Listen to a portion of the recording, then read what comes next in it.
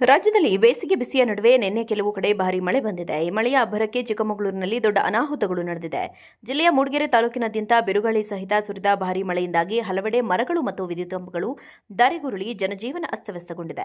ಬಣಕಲ್ ಸಮೀಪದ ಬಿ ಹೊಸಳ್ಳಿ ಗ್ರಾಮದಲ್ಲಿ ಬಿರುಗಾಳಿಯ ಹೊಡೆತಕ್ಕೆ ಬೃಹತ್ ತೆಂಗಿನ ಮರವೊಂದು ಅಂಗನವಾಡಿ ಶಿಕ್ಷಕಿ ಗೌರಮ್ಮ ಅವರಿಗೆ ಸೇರಿದ ಮನೆಯ ಮೇಲೆ ಬಿದ್ದಿದೆ.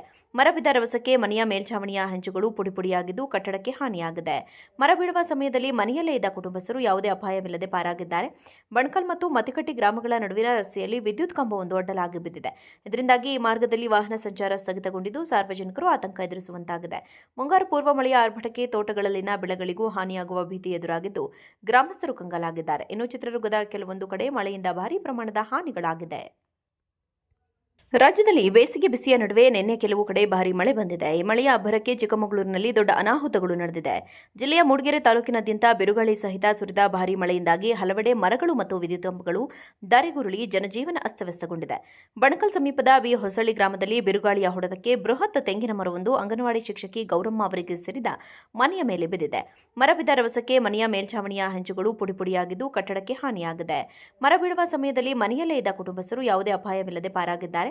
ಬಣಕಲ್ ಮತ್ತು ಮತಿಕಟ್ಟಿ ಗ್ರಾಮಗಳ ನಡುವಿನ ರಸ್ತೆಯಲ್ಲಿ ವಿದ್ಯುತ್ ಕಂಬವೊಂದು ಅಡ್ಡಲಾಗಿ ಬಿದ್ದಿದೆ.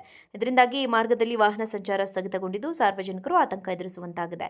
ಮುಂಗಾರು ಪೂರ್ವ ಮಳೆಯ ಆರ್ಭಟಕ್ಕೆ ತೋಟಗಳಲ್ಲಿನ ಬೆಳೆಗಳಿಗೂ ಹಾನಿಯಾಗುವ ಭೀತಿ ಎದುರಾಗಿದ್ದು ಗ್ರಾಮಸ್ಥರು ಕಂಗಾಲಾಗಿದ್ದಾರೆ. ಇನ್ನು ಚಿತ್ರದುರ್ಗದ ಕೆಲವೊಂದು ಕಡೆ ಮಳೆಯಿಂದ ಭಾರೀ ಪ್ರಮಾಣದ ಹಾನಿಗಳಾಗಿದೆ. ರಾಜ್ಯದಲ್ಲಿ ಬೇಸಿಗೆ ಬಿಸಿಯ ನಡುವೆ ನಿನ್ನೆ ಕೆಲವು ಕಡೆ ಭಾರೀ ಮಳೆ ಬಂದಿದೆ. ಈ ಮಳೆಯ ಅಬ್ಬರಕ್ಕೆ ಚಿಕ್ಕಮಗಳೂರಿನಲ್ಲಿ ದೊಡ್ಡ ಅನಾಹುತಗಳು ನಡೆದಿದೆ. ಜಿಲ್ಲೆಯ ಮೂಡಿಗೆರೆ ತಾಲೂಕಿನಾದ್ಯಂತ ಬಿರುಗಾಳಿ ಸಹಿತ ಸುರಿದ ಭಾರೀ ಮಳೆಯಿಂದಾಗಿ ಹಲವೆಡೆ ಮರಗಳು ಮತ್ತು ವಿದ್ಯುತ್ ಕಂಬಗಳು ಧರೆಗುರುಳಿ ಜನಜೀವನ ಅಸ್ತವ್ಯಸ್ತಗೊಂಡಿದೆ. ಬಣಕಲ್ ಸಮೀಪದ ಬಿ ಹೊಸಳ್ಳಿ ಗ್ರಾಮದಲ್ಲಿ ಬಿರುಗಾಳಿಯ ಹೊಡೆತಕ್ಕೆ ಬೃಹತ್ ತೆಂಗಿನ ಮರವೊಂದು ಅಂಗನವಾಡಿ ಶಿಕ್ಷಕಿ ಗೌರಮ್ಮ ಅವರಿಗೆ ಸೇರಿದ ಮನೆಯ ಮೇಲೆ ಬಿದ್ದಿದೆ. ಮರ ಬಿದ್ದ ರಭಸಕ್ಕೆ ಮನೆಯ ಮೇಲ್ಛಾವಣಿಯ ಹಂಚುಗಳು ಪುಡಿಪುಡಿಯಾಗಿದ್ದು ಕಟ್ಟಡಕ್ಕೆ ಹಾನಿಯಾಗಿದೆ. ಮರ ಬೀಳುವ ಸಮಯದಲ್ಲಿ ಮನೆಯಲ್ಲೇ ಇದ್ದ ಕುಟುಂಬಸ್ಥರು ಯಾವುದೇ ಅಪಾಯವಿಲ್ಲದೆ ಪಾರಾಗಿದ್ದಾರೆ. ಬಣಕಲ್ ಮತ್ತು ಮತಿಕಟ್ಟಿ ಗ್ರಾಮಗಳ ನಡುವಿನ ರಸ್ತೆಯಲ್ಲಿ ವಿದ್ಯುತ್ ಕಂಬವೊಂದು ಅಡ್ಡಲಾಗಿ ಬಿದ್ದಿದೆ.